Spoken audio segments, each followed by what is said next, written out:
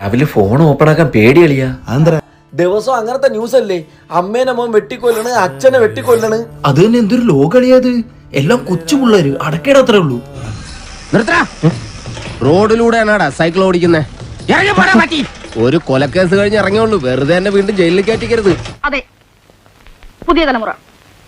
കൊല്ലത്ത് 45-കാരനെ മദ്യലഹരിയിൽ 19-കാരൻ വെട്ടിക്കൊന്നു. Mobile phone പിടിച്ചുവച്ചതിന് അധ്യാപകർക്ക് നേരെ കൊലവിളിയുമായി +1 വിദ്യാർത്ഥി. വീണ്ടും താമരശ്ശേരിക്ക് സമീപത്ത് ചമലിൽ മയക്കുമരുന്ന് ലഹരിയിൽ ജ്യേഷ്ഠൻ അനുജന്റെ തലയ്ക്ക് വെട്ടിയെന്ന വാർത്ത വരികയാണ്.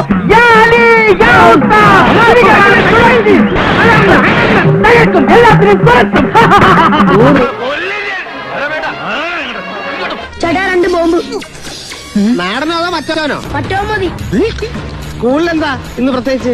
ഒന്നുമില്ല, ക്ലാസ് ടീച്ചറിനെ ക്ലാസ്സിൽ കയറ്റില്ലെന്ന് പറഞ്ഞു. രണ്ടിനൊന്നും അറിയണമല്ലോ അല്ലേ?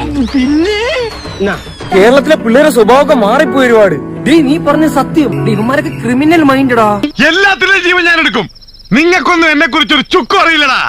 രക്ഷിതാക്കൾ അടിച്ചും പിടിച്ചും കുട്ടികളെ അടിമകളാക്കിയിരുന്ന കാലം എന്നേ കടന്നുപോയി. എല്ലാം കൂടെ ചേർത്ത് നിനക്കൊരു ദിവസം കിട്ടും. ഇവനെയൊക്കെ വള്ളിച്ചൂടിൽ അടിക്കാൻ ഇവിടെ ആളില്ലാഞ്ഞിട്ടാ. അടിക്കാൻ ഇങ്ങോട്ട് വാടാ പുല്ലേ. ഞങ്ങളിൽ ഒന്നിനെ തൊട്ടാലേ തൊട്ടവൻ നാറും.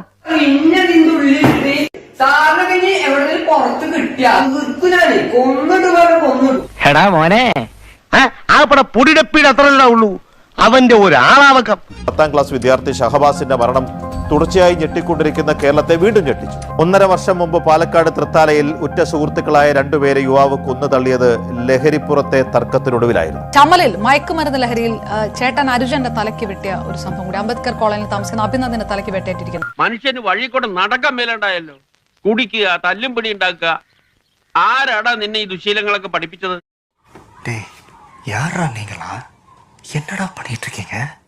അളി, ഇപ്പോഴത്തെ വയലൻസ് പടങ്ങളൊക്കെ കണ്ടിട്ട് പിള്ളേർ അങ്ങനെയാണല്ലേ ചെയ്യണത്? എന്തോന്ന് വയലൻസ്? നിന്റെ എന്റെ ചെറുപ്പത്തിൽ നമ്മൾ വയലൻസ് പടം കണ്ടിട്ടില്ലേ? എന്നിട്ട് നമ്മൾ ആരെങ്കിലും പോയി വെട്ടിയിട്ടുണ്ടാ?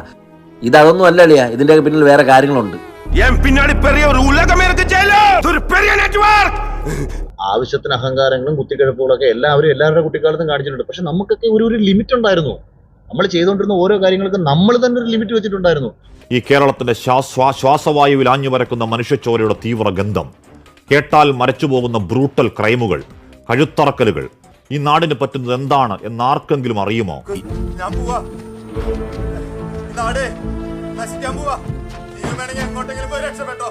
ഇനി ഒരിക്കലും കേരളം ഭ്രാന്താലയമാണെന്ന് പറഞ്ഞ വിവേകാനന്ദനെ ഞാൻ വെല്ലുവിളിക്കുകയില്ല. ഒരു രക്ഷയുമില്ല ഇവിടെ. സ്ത്രീപീഡനം, കൊള്ള, കൊല, തട്ടിക്കൊണ്ടുപോകൽ. അക്കാലം അത്രയും പ്രവാസിയായി കഷ്ടപ്പെട്ട് നാട്ടിലെത്തി കൂലിപ്പണി ചെയ്ത് കുടുംബം പോറ്റുന്ന പിതാവിന് കുഞ്ഞനിയന്മാർക്ക് തണലാവേണ്ട ഒരു വീടിന്റെ പ്രതീക്ഷയാണ് ഒരു കൂട്ടം ക്രിമിനലുകൾ തലയോട്ടി തകർത്ത് ഇല്ലാതാക്കി കളഞ്ഞത്. ഇവനെ വല്ല മനസാക്ഷി എന്ന് പറഞ്ഞ സാധനം ഉണ്ടോ? ആ കൊച്ചിന്റെ അവസ്ഥ ഒന്ന് കാണണം. നീ ഒന്നും ജീവിതകാലത്ത് നന്നാവില്ലടാ. നീ തുടിഞ്ഞു പണ്ടാറടങ്ങി കുത്തുവാള എടുത്തു പോട്ടെ നായിന്റെ മോൻ. നശിച്ച് നാറാണക്കല്ലെടുക്കും.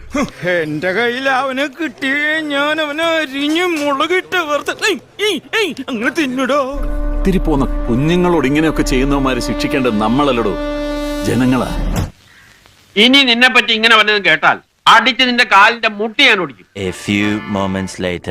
എറണാകുളം തൃപ്പൂണിത്തുറയിൽ നിന്നും ഇപ്പോൾ വരുന്ന വാർത്ത, സ്കൂൾ വിദ്യാർത്ഥിയെ കൂട്ടം ചേർന്ന് മർദ്ദിച്ച് പല്ലിടിച്ച് തകർത്തു എന്ന് പരാതി ഉയർന്നിരിക്കുന്നു എന്നതാണ്.